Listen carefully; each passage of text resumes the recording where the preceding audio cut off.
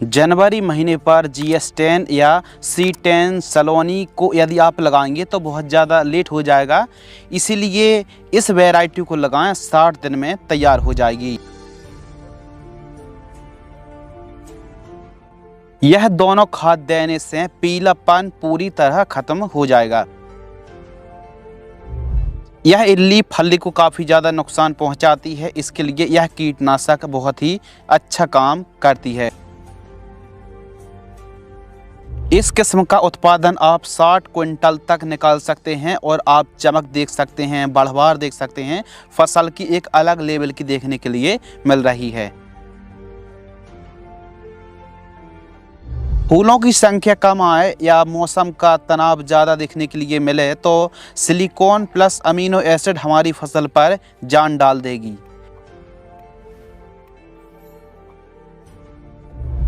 अभी रेट भले मीडियम चल रहे हों, लेकिन आने वाले 60 दिन बाद 40 से 60 रुपये प्रति किलोग्राम का रेट देखने के लिए मिलेगा।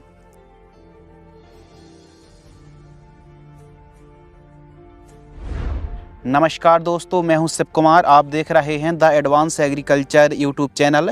इस वीडियो के माध्यम से हम बात करेंगे मटर की खेती, लेट मटर की बुआई। यदि आप लेट मटर की खेती इस समय दोस्तों सर्दियों में करेंगे, पछेती मटर से बहुत अच्छा रेट देखने के लिए मिलता है।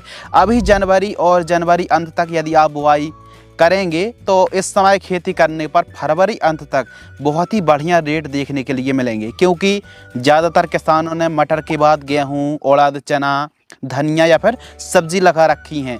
आगामी 15 दिन बाद लगभग 80% मटर की जो आवकें हैं वो बंद हो जाएंगी और किसान लेट जो बुआई करेंगे तो उनको अच्छे भाव देखने के लिए मिलेंगे। इस समय आपको कौन सी किस्म लगानी चाहिए?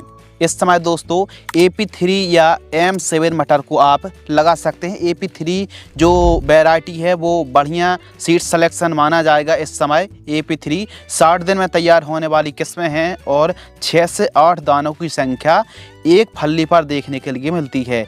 1 एकड़ में आपको 80 किलोग्राम सीड्स की बुआई करनी पड़ेगी। AP3 यदि इस समय लगाएंगे तो जो समय है वो 60-62 दिन में एकदम तैयार हो जाएगी यह किस्म। बीज उपचार ज़रूर करें। इसका कारण है विल्ट, जो काफ़ी बड़ी समस्या है, विल्ट आता है, जड़ गलन, रूट रॉट। तो देखिए, यदि आप बीज उपचार करेंगे तो फसल में एक अलग प्रकार की ग्रीननेस देखने के लिए मिलेगी, रूट रॉट की समस्या नहीं आएगी, सूखने की समस्या से भी काफ़ी हद तक कंट्रोल मिलने वाला है। बीज उपचार के लिए आपको पायराक्लोस्ट्रोबिन और थायोफेनिड मिथाइल का जो कॉम्बिनेशन आता है, जैसे झेलोरा BASF कंपनी की 2 ml प्रति किलोग्राम की दर से बीज उपचार कर सकते हैं। या फिर झेलोरा नहीं मिल रही है तो फिर पेनफ्लूफेन ट्राइफ्लॉक्सीस्ट्रोबिन FS फॉर्म में जो आती है, बायर कंपनी की एवर गोल्ड एक्सटेंड जो फंगिसाइड आती है, 2 ml प्रति किलोग्राम की दर से बीजों को आप उपचार कर सकते हैं। बीज उपचार करने से 1 एकड़ में ज़्यादा से ज़्यादा 400 से 500 रुपये के आसपास का खर्च आता है, लेकिन आपको जो रिजल्ट हैं वो कई हज़ारों में देखने के लिए मिलते हैं। फसल में एक अलग प्रकार की ग्रीननेस देखने के लिए मिलती है। बाकी आप अंतर, हमने डेमो लिया है दोनों खेतों में, आप देख सकते हैं कि जो अंतर है वो साफ देखने के लिए मिल रहा है। दोनों खेतों में जिस मटर का हमने सीड्स ट्रीटमेंट किया था, उस खेत पर जो चमक है, जो ग्रीननेस है, वो एक अलग प्रकार की देखने के लिए मिल रही है। तो बीज उपचार आपको ज़रूर करना चाहिए किसी अच्छी फंगिसाइड से। यदि आपके एरिया में सूखने की समस्या थोड़ा ज़्यादा है तो फिर बीज उपचार को आपको नज़रअंदाज नहीं करना चाहिए। बेसल डोज, देखिए बेसल डोज दोस्तों, जब आप बुआई करते हैं तो इस समय सही न्यूट्रिशन, सही पोषक तत्वों की पूर्ति करेंगे तो वाकई आपकी फसल की बढ़वार, ग्रीननेस, क्लोरोफिल, वनस्पतिक बढ़वार और लंबे समय तक फसल हरी भरी रहेगी। तो इसके लिए बुआई के समय 1 एकड़ में 50 किलोग्राम DAP खाद, 20 किलोग्राम म्यूरेट ऑफ पोटास, इसके अलावा पाउडर फॉर्म वाली SSP आपको लेना है 50 किलोग्राम। और यदि उपलब्ध है आसानी से तो गोबर की खाद कम से कम 1 ट्राली पूरे खेत में बिखेर दीजिए। यह भी उत्पादन बढ़ाने में अभिन्न हिस्सा निभाती है और काफ़ी अच्छे से फसल प्रोग्रेस करती है। बुआई के समय इन खादों का आपको प्रयोग जरूर करना चाहिए यदि आप वाकई अच्छा उत्पादन निकालना चाहते हैं। खरपतवार की रोकथाम, वीट कंट्रोल। तो खरपतवार एक बहुत ही बड़ी समस्या है। क्योंकि मटर में गाजर घास, मोथा घास, भथुआ घास, चौलाई, जंगली सरसों, छोटी दूधी, बड़ी दूधी एवं चौड़ी के साथ साथ सकड़ी पत्ती के खरपतवार एक प्रमुख समस्या माने जाते हैं और पैदावार को काफ़ी ज़्यादा प्रभावित करते हैं और पोषक तत्वों को भी, जो भूमि में उपलब्ध पोषक तत्व या फिर हम जो भी खाद दवाइयों का प्रयोग करते हैं तो पौधों को प्रॉपर नहीं मिल पाता है खरपतवार होने के कारण। तो साफ सफाई प्रॉपर बनाए रखिए। यदि हल्के फुल्के खरपतवार का प्रकोप है तो ऐसी कंडीशन पर किसी भी खरपतवार नाशक का स्प्रे ना करें। हल्के फुल्के खरपतवार हैं तो मजदूरों की मदद से निराई गुड़ाई करनी चाहिए। लेकिन खरपतवार का काफ़ी ज़्यादा जमाव होता है तो बुआई के तुरंत बाद प्री इमर्जेंट हर्बिसाइड जैसे बासप कंपनी की बेलर 32 आती है या फिर किसी भी कंपनी की पेंडिमिथालिन 30% EC 1 लीटर 150 लीटर पानी में घोल करके 1 एकड़ में स्प्रे करना चाहिए बुआई के तुरंत बाद सिंचाई से पहले। या आप चाहें तो 80 से 100 ml 15 लीटर पानी में भी घोल करके स्प्रे कर सकते हैं। एवं बुआई के समय आप यह दवा स्प्रे नहीं कर पाए हैं और 25 दिन के आसपास की फसल है बुआई से, तो आप एक काम कर सकते हैं कि पोस्ट इमरजेंट खरपतवार नाशक का स्प्रे आप कर सकते हैं। यह कॉम्बिनेशन आपको 25 दिन के आसपास की फसल में स्प्रे करना है, लेकिन पहले सिंचाई कर लेना है। ध्यान रखिए मटर की फसल कम दिन की फसल है, थोड़ा सा खरपतवार नाशक स्प्रे करने से परहेज कर सकते हैं। फसल को हल्का फुल्का झटका आता है तो पहले सिंचाई करने के बाद ही खरपतवार नाशक का स्प्रे करना चाहिए।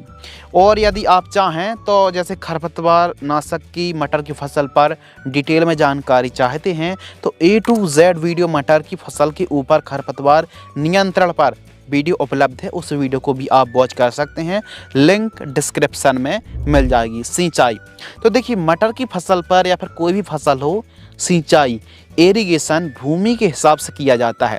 यदि हल्की भूमि है तो जाहिर सी बात है पानी जल धारण की क्षमता कम होती है, पानी को कम दिन तक पकड़ के रख पाती है। वहीं भारी भूमि होती है तो आप सिंचाई करेंगे तो काफ़ी दिन तक, यदि गैप को बढ़ाएंगे तो अभी जो फसल है वो सर्वाइव कर जाएगी। तो रही बात हल्की भूमि की, तो हल्की भूमि पर थोड़ा जल्दी सिंचाई करनी पड़ती है।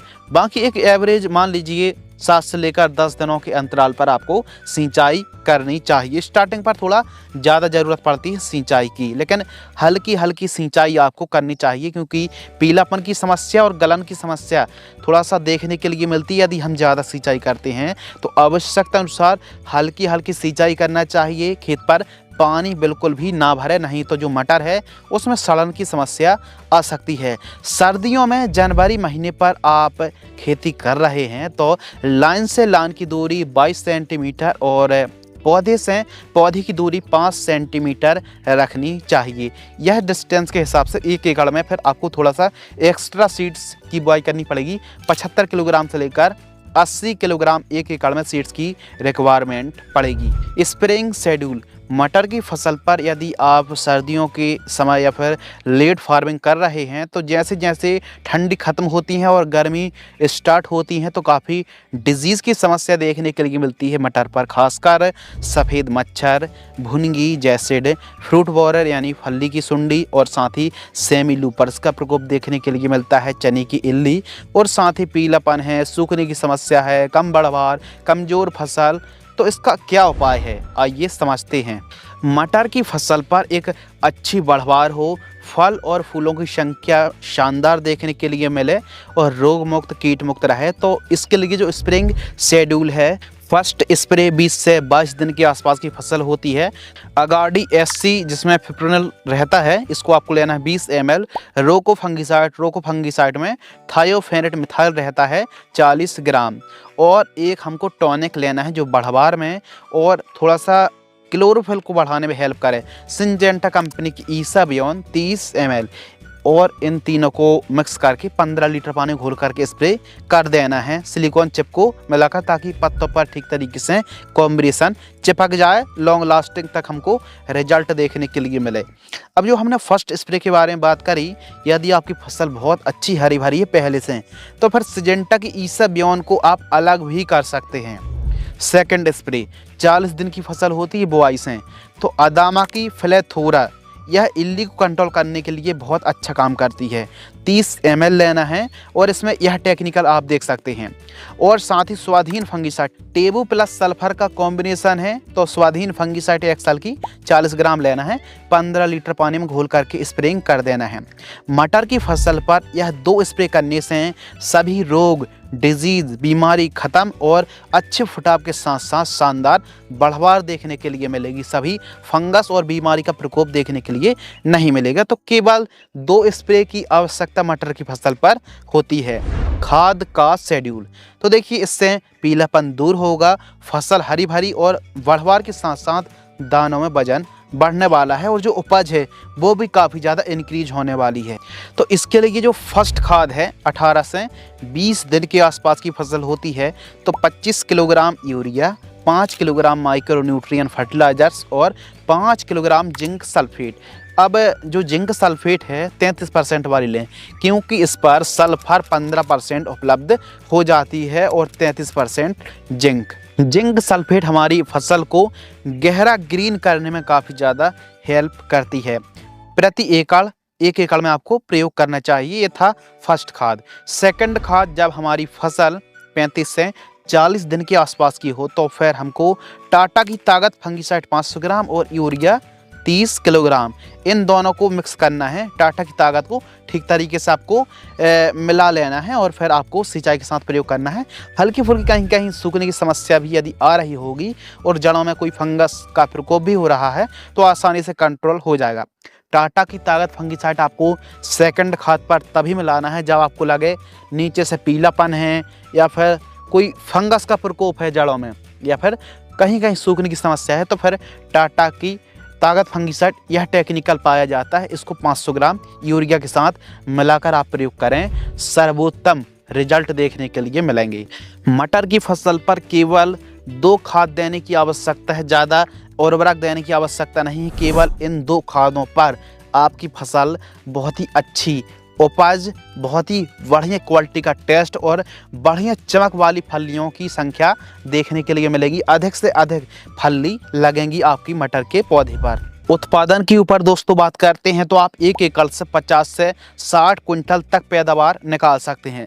लेकिन सर्दियों के दिनों पर थोड़ा लेट भी मटर की खेती करते हैं तो भले आपको पैदावार कम मिले लेकिन बाज़ार भाव बहुत अच्छे मिलेंगे। जो रेट हैं वो 40 रुपये से लेकर 50 रुपये, 55 रुपये, 60 रुपये तक प्रति किलोग्राम का रेट देखने के लिए मिलेगा।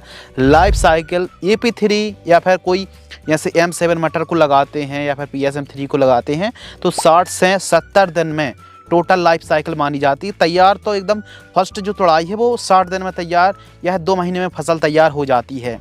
लागत 20,000 रुपये से लेकर 25,000 रुपये कम से कम 1 एकड़ में लागत लगेगी। मुनाफा के ऊपर अगर हम बात करें तो यदि हमको 35 रुपये केजी का भी रेट मिल गया कम से कम, तो यदि हम 50 कुंटल पैदावार मान लेते हैं तो आप ये मान लीजिए कम से कम लागत काट कर आप 1.25 लाख रुपये से लेकर 1.5 लाख रुपये तक कमाई कर सकते हैं। उत्पादन थोड़ा बढ़ता है, रेट अच्छा मिलता है तो प्रॉफिट और भी बढ़ सकता है, लेकिन हमने एक एवरेज लिया है। तो आप पछेती लेट मटर की खेती करें दोस्तों और बहुत अच्छी आप मटर की फसल से कमाई कर सकते हैं। अब वीडियो से संबंधित आपके मन में कोई डाउट्स हों, कोई सवाल हों तो आप कमेंट्स कर सकते हैं। बेशक हमें आपके फीडबैक का इंतज़ार रहेगा। धन्यवाद।